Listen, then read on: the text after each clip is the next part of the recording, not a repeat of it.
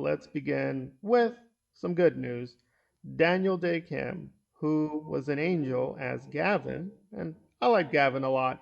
Very interesting story. I did have some issues with his closing, but then when characters exited from Buffy and Angel, they were a little bit all over the place. So Daniel will be starring in The Last Airbender as Fire Lord Ozai, and he is very, very well qualified. Very, very, pro- very good physical and emotional actor. So I expect very great things. He's being very prominently shown and will definitely be using all his talents for this very, very intriguing adaptation. Now, I know people are already a little traumatized from the M. Night version, but this definitely promises to be a lot more accurate, more respectful of the IP, and all around has a very powerful cast that is much, much more accurate, but also extremely talented. And Daniel has been here for a while. Apparently, he was also in 24 and Voyager and even Seinfeld. And I know these shows pretty well, but I don't remember him. I do remember him from The Jackal, which is a very intriguing 1990s film, which was a remake of an older film. And The Jackal is a little underrated. I will try to do a review of that this weekend.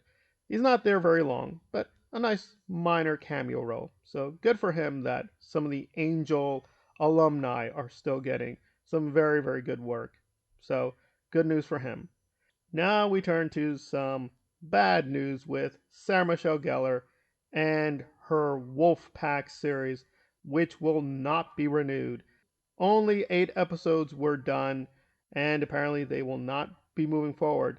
Sarah was not just one of the lead actors either. She was also a producer on The Wolf Pack, but apparently it just isn't working out. The ratings were really, really low.